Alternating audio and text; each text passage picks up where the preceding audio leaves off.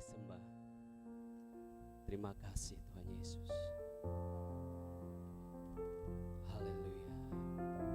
Setiap kita sembah Dia dengan ucapan syukur, katakan sampai hari ini, terima kasih Tuhan Yesus, bahwa aku baik, aku masih sehat, aku masih diberi hidup oleh Engkau Tuhan. Setiap kita katakan ucapan syukur, Dia layak disembah.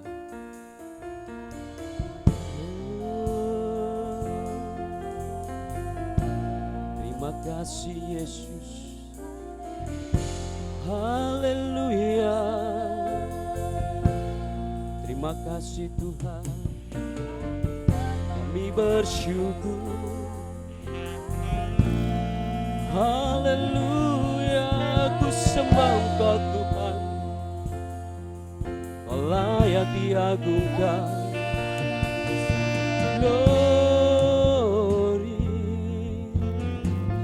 Terima kasih Yesus, kami bersyukur Tuhan. Haleluya, ku sembah Engkau Tuhan. Katakan ucapan syukur, Dia layak disembah. Terima kasih Yesus. Haleluya.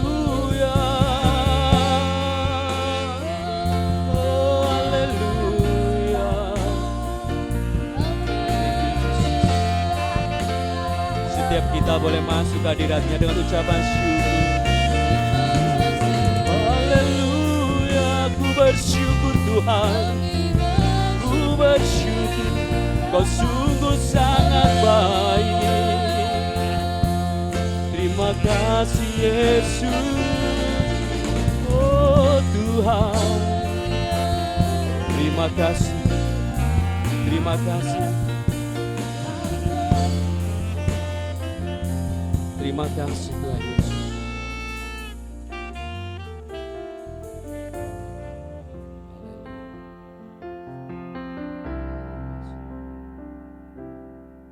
Yesus kebenaran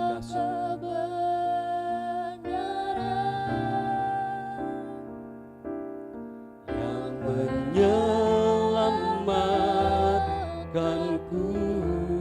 Terima kasih Yesus. Kau memberikanku hidup dan pengharapan.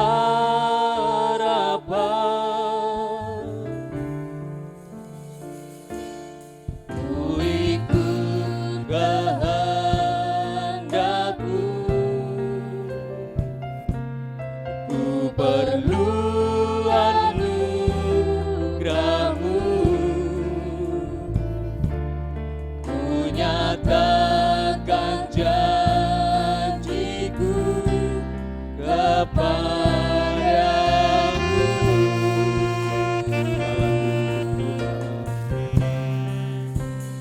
Kala ku hidup bagimu, hatiku tetap menyembahmu. Tak bisa menjauhkanku dari kasih-Mu. Terima kasih Yesus. Selama ku hidup bagimu, mataku tetap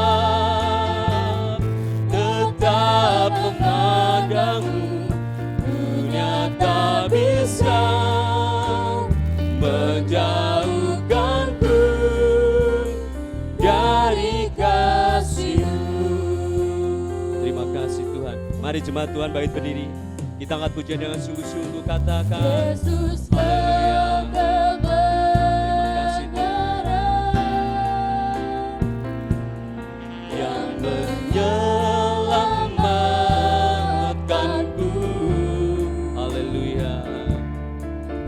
memberikanku hidup dan pengharapan.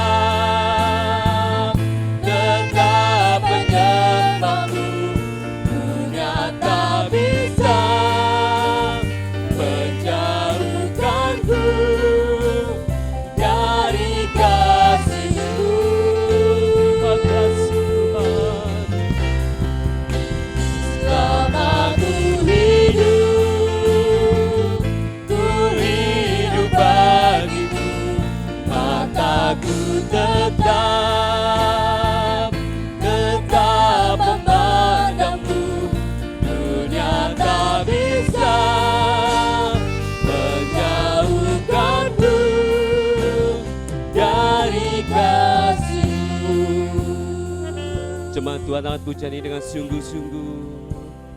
dalam ku hidup Angkat tanganmu. Dia sembah, dia ucapan syukur. bagimu, Haleluya. hatiku tetap Tuhan. Amin. Tetap menyembahmu. dunia tak bisa Terima kasih Yesus. menjauhkanku dari kasih-Mu. Oh, selama ku hidup Tuhan. Selama ku hidup bagimu, mataku tetap Haleluya. memandangmu. Dunia tak bisa menjauhkanku dari kasih-Mu.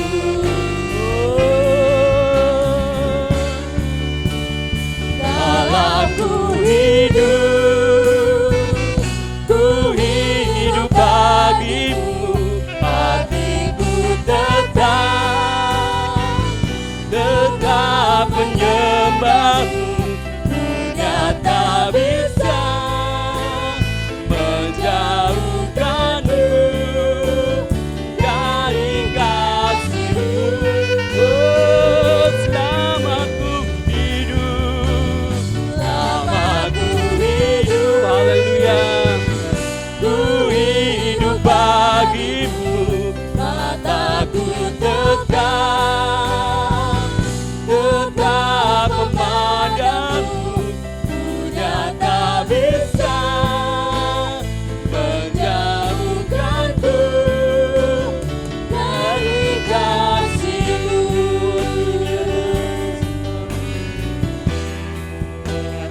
Dunia tak bisa menjauhkanku dari kasih-Mu. Dunia tak bisa menjauhkanku dari kasih-Mu.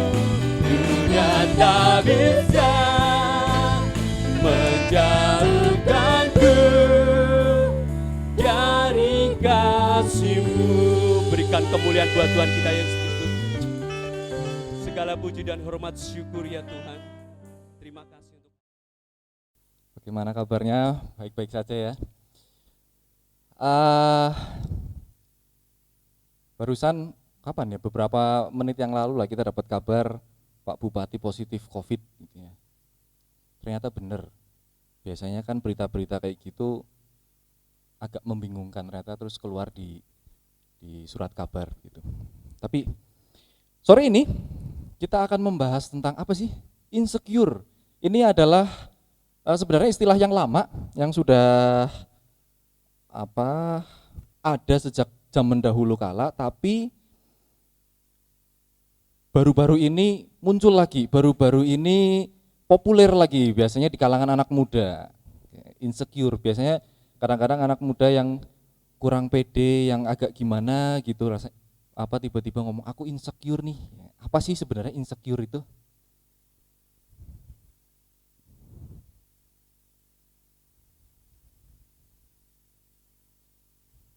Nah, insecure. Ini di sini ada tanda tanya insecure, ada strip in plus secure. Apa sih itu? Oke, kalau dalam bahasa Inggris, insecure itu gabungan dari in dan secure. Secure itu selamat, secure itu safe, secure itu aman. Makanya keamanan bahasa Inggrisnya security. Secure itu aman. Nah, dari betterhelp.com, ini dari mana sih? Sejak kapan keluarnya? Ini dari bahasa Latin, abad pertengahan. Abad pertengahan itu kapan? Saya belum lahir juga itu. Jadi dulu dari bahasa Latin, istilahnya secara kasar diterjemahkan menjadi renggang. Renggang gimana sih biasanya? Menurut psikolog internasional, psikolog yang temennya Mbah Google, namanya Abraham Maslow. Dia bilang gini, insecure itu kalau misalkan orang-orang atau anak muda itu merasa kurang pede, kurang cantik gitu kan. Biasanya perempuan kurang langsing, atau yang laki-laki badannya kurang berotot gitu, perutnya kurang mundur sedikit. Perut saya juga agak maju sedikit, jadi seringkali kita merasa aduh gimana ya, aduh kok gini sih, aduh kok gitu sih. Nah, justru perasaan yang aduh kok gini gitu itu yang bikin kita tidak percaya diri, bikin kita, kalau bahasa gaulnya, bikin kita down, bikin kita hancur berkeping-keping biasanya gitu. Lalu, nah, orang yang merasa insecure, orang yang merasa nggak berguna lah, katakanlah itu, nggak guna banget di dunia ini, biasanya ngerasa kayak gini nih, dunia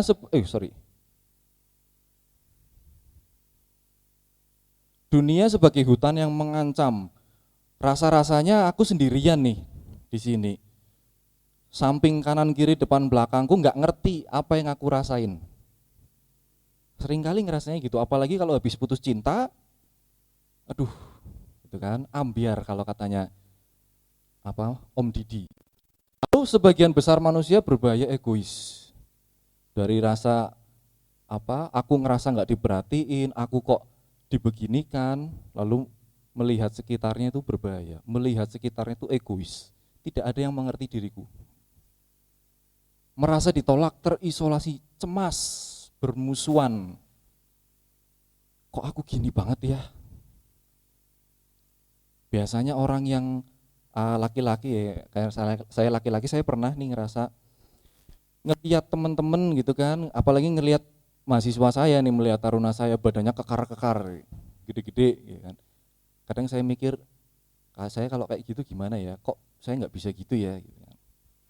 Cemas, saya pernah ngerasain cemas. Pesimis, tidak bahagia, yang terakhir rasa bersalah. Pesimis, habis putus cinta gitu kan, terus mantannya dapat cewek yang lebih cantik lagi atau yang lebih ganteng lagi, aduh, pesimis, ternyata aku tidak lebih cantik, ternyata aku tidak lebih ganteng, ternyata aku tidak lebih baik dari dia, tidak lebih baik dari yang terbaru.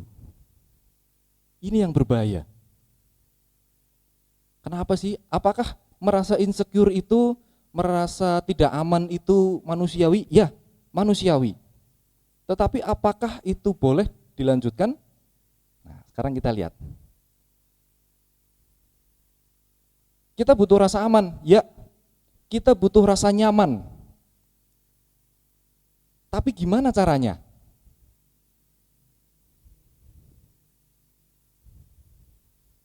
Nah, ini adalah temannya Mbah Google, namanya Abraham Maslow. Dia ini adalah psikolog terkenal, kan? Ini ada hierarkinya Abraham Maslow. Hierarki apa sih? Kebutuhan manusia, kebutuhan kita masing-masing. Kebutuhan paling dasar kita adalah physiological, mohon maaf nggak begitu kelihatan nih. Physiological, fisik, itu kebutuhan paling dasar kita. Apa itu? Makanan, minuman, sandang, pangan, papan, ya, dan macam-macamnya. Di sini ada breathing, bernafas. Ya dong, kalau nggak bernafas mati. Food, makanan, water, tidur, dan lain sebagainya. Itu kebutuhan dasar manusia. Ketika kebutuhan dasar sudah terpenuhi, akan naik lagi ke safety. Rumah, di sini ada rumah. Security of body, employment, pekerjaan, resources, dan lain sebagainya. Kita sudah punya dua nih, physiological sudah punya, safety sudah punya, naik lagi. Kita butuh love, belonging, kepemilikan. Kita merasa dimiliki, kita merasa dicintai. Lalu esteem. Lalu terakhir adalah self-actualization. Atau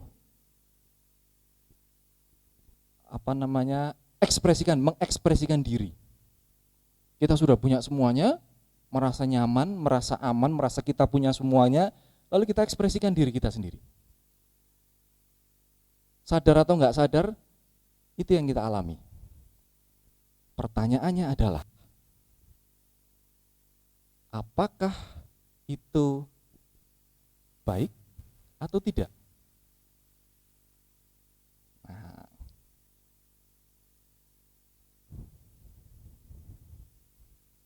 secure. Di mana kita bisa cari rasa aman? Apakah dengan memiliki kelima tadi itu kita sudah merasa aman? Dengan kita punya makanan yang banyak, kita bisa beli Pizza Hut misalkan, kita punya rumah yang di Jalan Sawo itu, yang besar banget itu, kita punya HP paling bagus, kita punya mobil paling bagus, apakah itu sudah menjamin rasa aman kita? Seringkali orang akan melihat gini, kita punya HP padahal HP-nya sudah iPhone 12, yang terbaru iPhone 12 kayaknya. Terus kita lihat temennya, loh kok ada iPhone 13, insecure lagi. Loh kok ada iPhone 14, pesimis lagi. Aku kok gak bisa dapet itu. Itu permasalahannya. Apakah dengan kita punya semua itu, kita aman? Nah, seringkali kita mencari tempat yang aman, mencari sesuatu yang aman, tapi ternyata nggak aman. Kita merasa punya harta yang melimpah, punya rumah yang paling besar, paling bagus, punya pekerjaan yang paling nyaman, tapi ternyata nggak aman. Ini gimana ini? Punya pacar yang paling ganteng, nggak aman. Kan ngerasa, aduh ganteng banget pacarku, nanti diambil orang.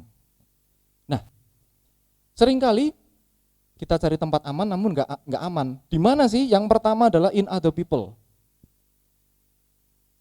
In wealth, in material things, in their surroundings. In other people, kita merasa punya teman yang baik gitu kan. Temennya kita banyak. Kita menggantungkan, kita mengandalkan orang lain. Kita punya pacar yang pengertian, segala yang kita mau dibeliin gitu misalnya. Terus in wealth, kita menggantungkan diri kita pada kekayaan, punya uang banyak, statusnya keren. Terus material things, kita punya car, kita punya mobil yang paling bagus, kita punya rumah yang paling besar. In their surroundings, home. Home itu berbeda dengan house. House itu sebuah bangunan rumah, home itu lingkungannya, home itu rasanya. Apakah dengan kita memiliki perasaan yang di dalam home, kita punya istilah home sweet home gitu ya, kembali ke rumahnya seburuk apapun kita merasa kita pulang kita nyaman di situ. Apakah dengan kita punya perasaan itu sudah aman?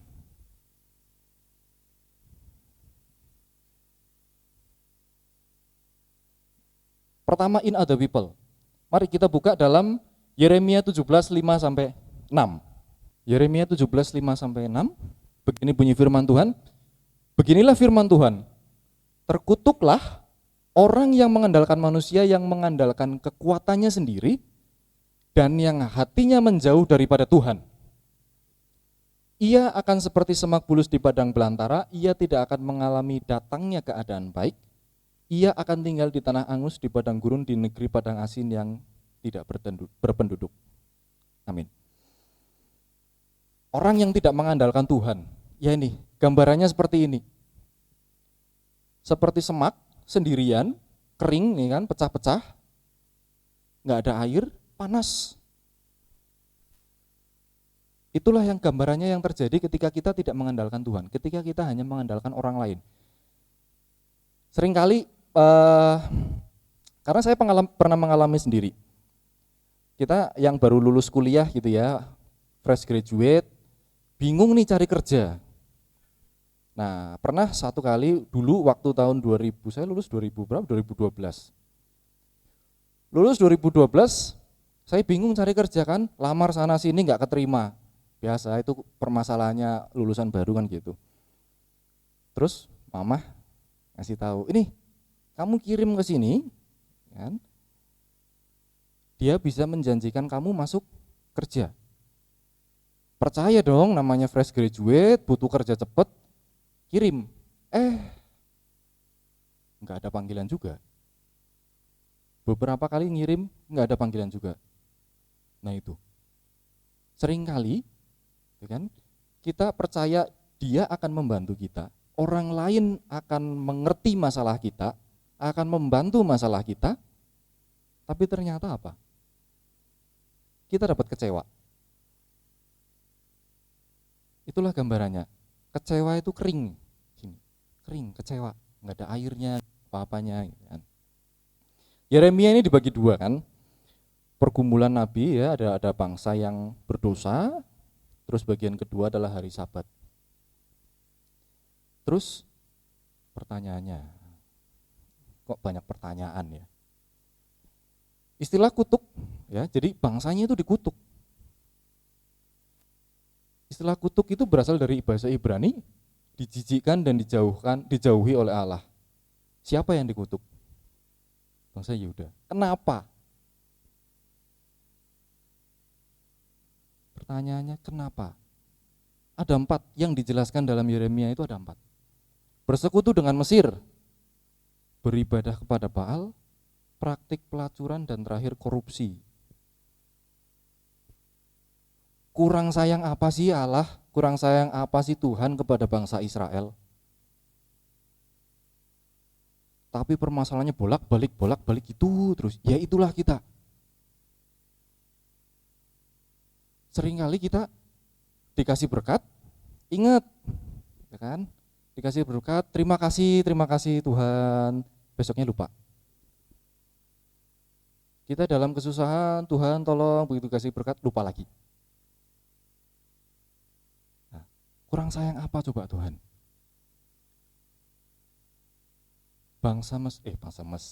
Bangsa Israel meninggalkan Tuhan dalam Yeremia 2 ayat 13, meninggalkan Tuhan 2 kali gitu kan.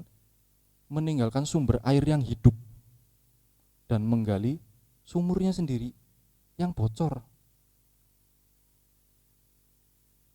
Kita sudah punya andalan yang paling andal gitu kan. Kita punya Tuhan, lah kok malah mau meninggalkannya? Lah kok malah mau mengandalkan orang lain? Bocor pula, artinya apa? Siap-siap aja kita kena kecewa. Siap-siap aja seperti mana tadi gambarnya? Nah, siap-siap aja seperti ini. Bocor, airnya rembes ke dalam, kering jadinya.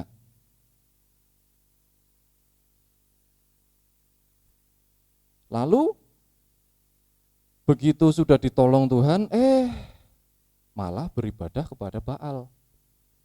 Ini gimana ceritanya? Kalau bahasa Jawa itu ada pepatah yang mengatakan ditolong malah mendung. Aduh, ini gimana ceritanya ini? Malah nyembah patung-patung, kan? Terus ada praktek pelacuran, terakhir korupsi. Kesenjangan sosialnya tinggi. Berita terbaru, Menteri Sosial ditangkap karena korupsi. Korupsinya aneh, korupsinya kok gitu banget gitu loh. Bantuan sosial dikorupsi. Ini saya jadi waktu dengar berita itu mikir nih, kayaknya ini Pak Menteri dulu waktu SD, waktu SMP, SMA sering pakai uang jajan SPP kayaknya nih. Diambil 50, diambil 20.000 gitu kan. Enggak ketahuan. Terus sampai gede. Ini gajinya menteri sudah tinggi, sudah besar gitu, kok masih aja korupsi ini mau dikemanain gitu kan uangnya.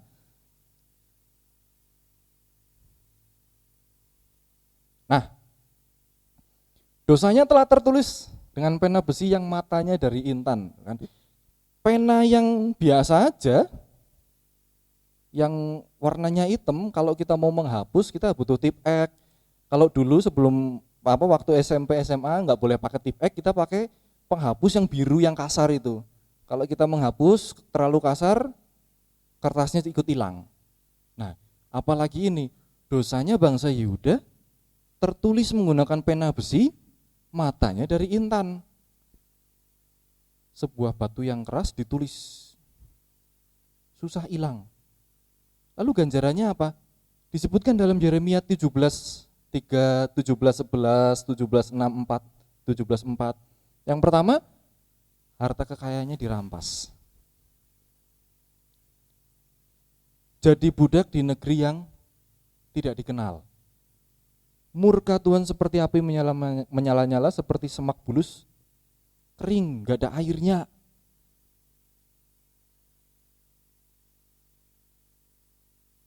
Itu. Jadi kebutuhan dasar tadi, fisiologi kita butuh makan dan lain sebagainya, kita mengandalkan segalanya. Tapi kalau tanpa mengandalkan Tuhan, ya ini gambarannya.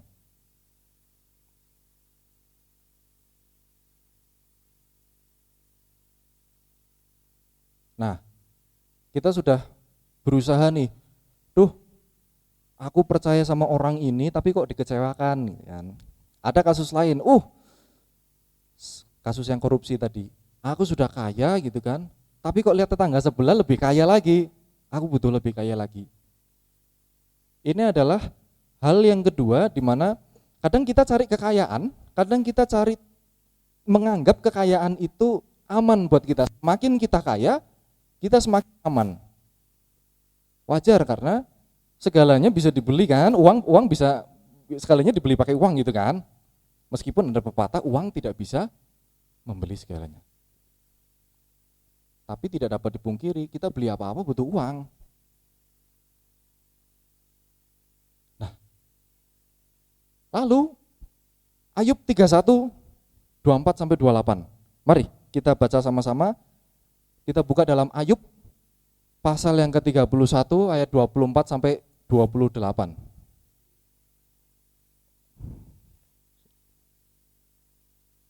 Ayub 31 pasal 24 sampai yang ke ayat yang 24 sampai yang 28. Begini bunyi firman Tuhan. Jikalau aku menaruh kepercayaan kepada emas dan berkata kepada kencana, engkaulah kepercayaanku. Jikalau aku bersukacita karena kekayaanku besar dan karena tanganku memperoleh harta benda yang berlimpah-limpah, jikalau aku pernah memandang matahari ketika ia bersinar dan bulan yang beredar dengan indahnya, sehingga diam-diam hatiku terpikat dan menyampaikan kecupan tangan kepadanya, maka hal itu juga menjadi kejahatan yang patut dihukum oleh hakim. Karena Allah yang di atas telah kuingkari. Bertubi-tubi cobaannya Ayub. Sakit, kekayaannya hilang, macam-macam. Ini ada ayat yang bilang setan itu atau iblis itu minta izin kepada Tuhan. Tuhan, izin dong, gitu kan. Ayub itu kan taat banget nih sama Tuhan nih. Udah dia ganteng gitu kan, kaya, taat lagi sama Tuhan. Nah, iblis minta izin, Tuhan, coba aku uji. Biasanya kalau kita dikasih kelimpahan, dikasih berkat terus gitu kan, seringkali ingat kita mengucap syukur gitu kan. Kadang-kadang begitu diuji, Tuhan ada di mana? Kamu di mana Tuhan? Gitu. Kok aku dibiarin kayak gini? Nah, terus hilang, menjauh dari Tuhan. Nah, ini iblis minta izin nih sama Tuhan. Tuhan, aku minta izin dong mau goda, mau mencobai Ayub. Oke, diizinkan. Seketika itu juga hartanya hilang. Nah, seketika itu juga hilang. Terus masih setia nggak Ayub? Masih. Karena apa? Engkaulah kepercayaanku. Ayub yakin, Ayub percaya bahwa apa yang emas yang dia punya, kekayaan yang dia punya, semua bukan dari tangannya sendiri. Tuhan yang kasih. Apapun yang kita punya, betul, kita usaha, kita kerja. Tapi jangan lupa, Kalau Tuhan tidak berkehendak, sekeras apapun usaha kita, sekeras apapun kerja kita, ya nggak dapat apa-apa. Terus boleh nggak sih jadi kaya? Boleh. Salah nggak? Nggak salah. Dosa nggak punya kekayaan melimpah? Nggak dosa. Pertanyaannya adalah sejauh mana? Sejauh mana apa sih? Sejauh mana kita pakai kekayaan kita untuk kemuliaan Tuhan? Sejauh mana kita mencari Tuhan? Pakai apa yang sudah Tuhan kasih? Itu pertanyaannya. Bukan kita tidak boleh kaya. Nah, ini adalah pose yang biasa, ini di motornya bapak mertua saya tuh ada. Pose Mbah Harto itu kayak gini juga. Pak Soeharto. Nah, tapi ini bukan Pak Soeharto. Ini adalah Bill Gates.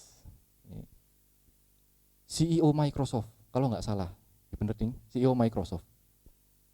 Kekayaannya seberapa sih? Tangannya nggak cukup kita buat ngitung.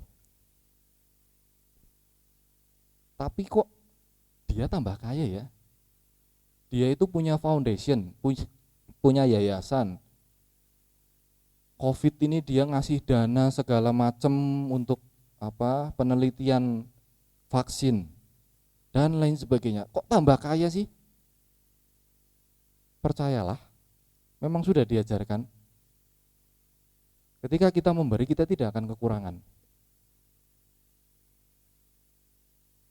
Tapi memberinya jangan hitung-hitungan. Gitu kan? Aku udah ngasih kamu 100.000 loh, sini kasih balik, enggak gitu caranya. Bukan gitu Bambang, gitu kan, kalau bahasa gaulnya, enggak gitu caranya.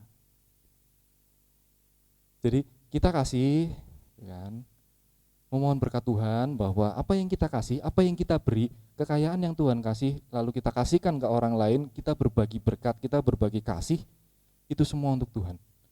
Itu semua demi memuliakan nama Tuhan. Itulah kenapa Pak Bill ini ya nggak miskin-miskin, nggak tahu kenapa. Tadi sudah, other people sudah, kekayaan sudah. Sekarang immaterial things, kita punya mobil, kita punya HP paling bagus, kita punya rumah paling besar. Nggak tahu nyapunya gimana, itu rumahnya gede banget tuh yang di Jalan Sawo. Tapi aman nggak sih? Seringkali ya, kita punya yang paling bagus, malah kita nggak nyaman.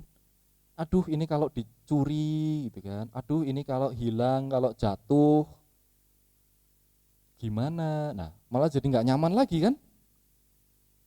Niatnya punya HP paling bagus supaya kita bisa, wah ini loh, tapi kok nggak nyaman. Immaterial things, Yesaya 31 ayat 1 dan 3.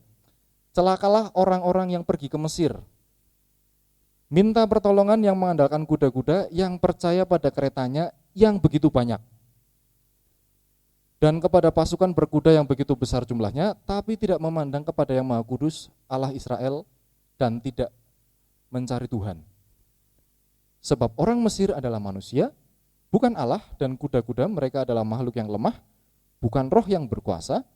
Apabila Tuhan mengacungkan tangannya, tergelincirlah yang membantu, dan jatuhlah yang dibantu. Mereka sekaliannya habis binasa bersama-sama. Minggu lalu waktu ada Pak Pendeta tamu, saya lupa namanya Om, pokoknya Pak Pendeta tamu bahas tentang Israel gitulah. Kok Israel, bahas tentang Mesir. Gambaran sebuah dunia. Kan Pak Pendetanya bilang Mesir adalah gambaran sebuah dunia. Iya memang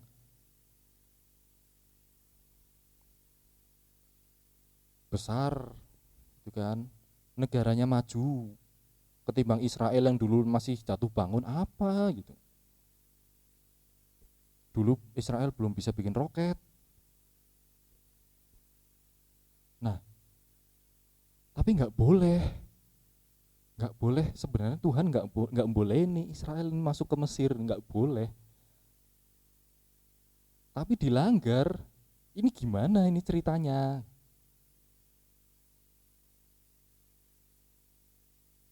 Kalau minggu lalu diceritakan bahwa janganlah turun ke dunia. Nah ini, ketika Israel sudah disayang-sayang, kayak lagu dangdut aja, Israel sudah disayang-sayang gitu kan, tapi terus bahasa kasarnya melupakan yang menyayang-nyayang. Terus pergi ke tempat yang kelihatan mata. Nah kita kan nggak bisa ngeliat Allah nih, nggak bisa ngeliat Tuhan kan. Makanya diturunkan anaknya, kalau mau melihat Tuhan ya lihatlah diriku, kan. Lihatlah kepribadiannya padaku. Nah Israel ngelihat, Mesir gede-gede gitu kan, bangunannya besar-besar, kudanya banyak, kuat-kuat, asik nih, negara maju, kita masuk ke situ, kita bisa ketularan kaya. Enggak ternyata, justru malah diperbudak. Ini gimana ini? Allah kita disebutkan dengan cemburuan. Ya, Allahnya cemburuan. Seperti dikatakan demikian, sebab janganlah engkau sujud menyembah kepada Allah lain, karena Tuhan yang namanya cemburuan adalah Allah yang cemburu, dalam Keluaran 34 ayat yang ke-14. Cemburu, tapi cemburunya gimana sih? Apakah cemburunya sama dengan manusia gitu kan? Laki-laki cemburu ke pacarnya, atau cemburu yang gimana? Cemburunya Allah adalah cemburu yang sayang. Tuhan gak mau nih bangsa Israel tuh lebih ambiar lagi, lebih hancur berkeping-keping lagi. Itu cemburuannya begitu. Nah, cemburuannya manusia seringkali kan gak ngelihat, cemburunya cemburu buta. Aduh, itu gak tahu, gak mau dengar alasannya, tiba-tiba cemburu, tiba-tiba marah. Itu bedanya. Allah kita itu cemburuan, jadi kita aja gak mau bikin pasangan kita cemburu nih, dengan menjaga tingkah laku kita, menjaga cara kita berpenampilan. Lah kok kita malah mau bikin Allah cemburu? Gitu. Jadi logikanya begitu. Terus sudah tadi, other people in wealth, kekayaan, other things, dalam benda-benda.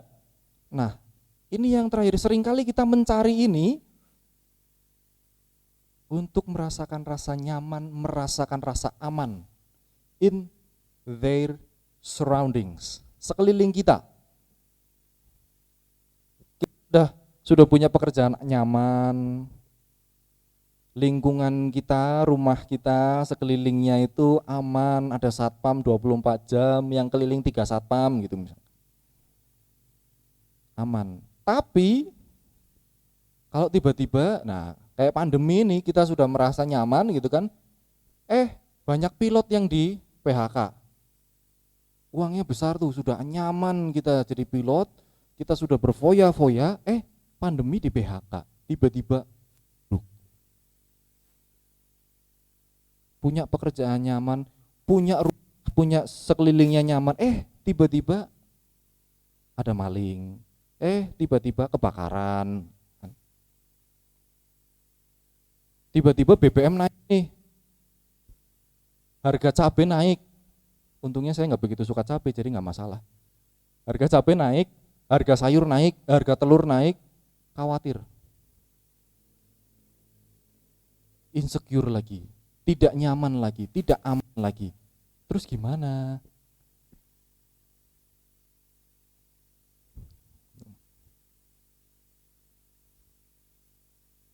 Dalam Matius 14:29 sampai 32, ini ceritanya gitu kan, ini sudah terkenal sekali, lagi di air, terus tiba-tiba ada badai, wusus gitulah.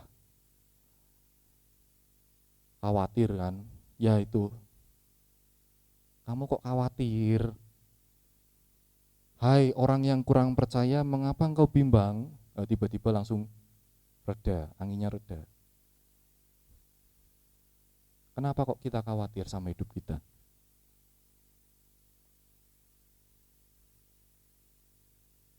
Terus ketika kita sudah mendapatkan semua nih, mengandalkan orang lain, nggak dipercaya, mengecewakan, mengandalkan uang gitu kan, tapi nggak puas nih. Kita bisa beli ini itu, tapi nggak puas. Terus mengandalkan benda, nggak puas juga. Mengandalkan surroundings, sama nggak puas juga. Terus kita harus mengandalkan siapa? Mazmur 16:8-11. Aku senantiasa memandang kepada Tuhan karena Ia berdiri di sebelah kananku, aku tidak goyah. Tuhan berdiri di sebelah kananku, aku tidak goyah. Sebab itu hatiku bersukacita dan jiwaku bersorak-sorak, bahkan tubuhku akan diam dengan tentram. Sebab Engkau tidak menyerahkan aku ke dunia orang mati dan tidak membiarkan orang kudus-Mu melihat kebinasaan.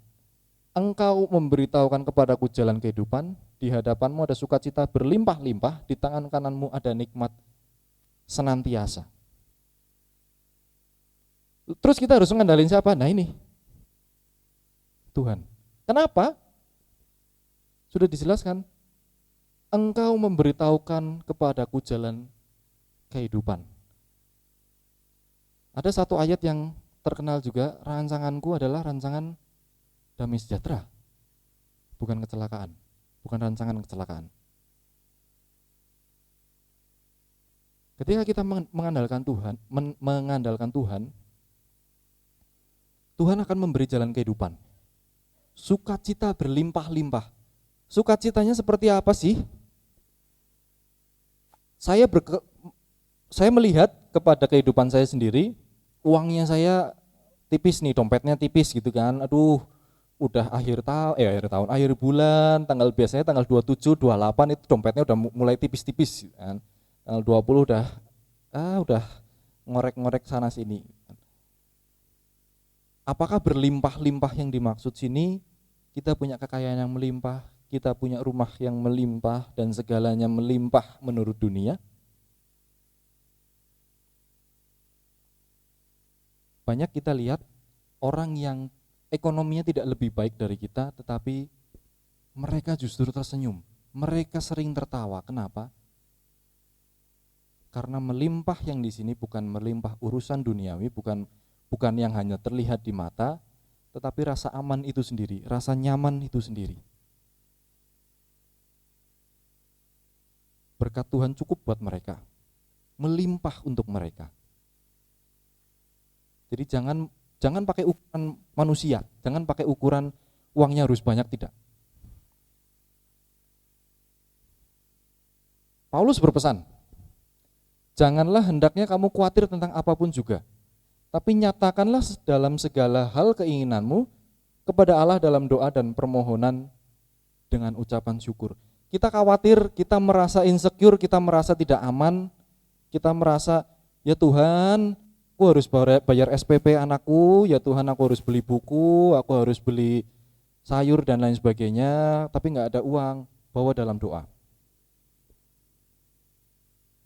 Jangan malah gelap mata, terus mencuri, terus ini itu, jangan. Bawa dalam doa. Syukuri apa yang kita punya. Apapun itu, bagaimanapun keadaan kita.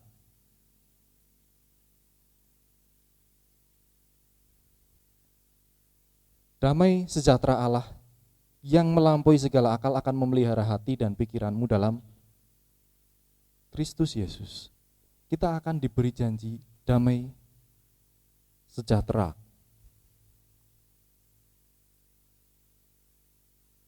Tuhan saja sudah menyerahkan anaknya, kan Allah sudah menyerahkan anaknya untuk disalib, menebus dosanya kita, yang nggak kenal siapa-siapa gitu kan. Tuhan nggak kenal satu-satu dari kita,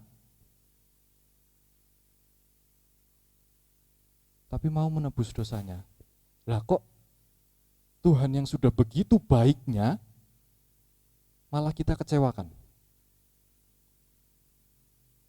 Malah kita merasa dalam hati kecil ya, kadang-kadang merasa Tuhan itu di mana sih? Kok aku nggak dibantu sama Tuhan sih? Aku butuh ini.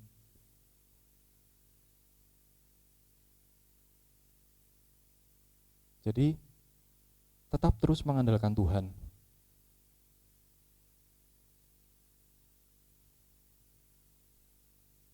Terakhir, Tuhan Yesus memberkati.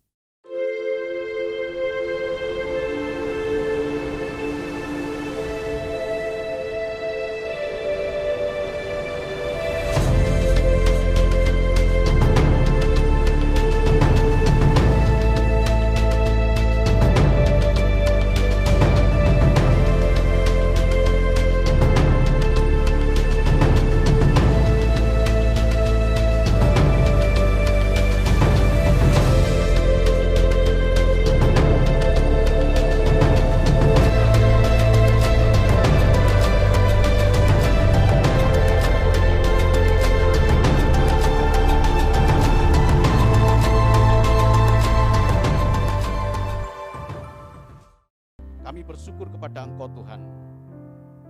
Pada saat ini Engkau memberikan kesempatan kepada kami untuk beribadah dari awal sampai pada akhirnya. Kami sudah mendengarkan kebenaran firman Tuhan dan saatnya kami akan pulang ke rumah kami masing-masing membawa damai sejahtera sukacita.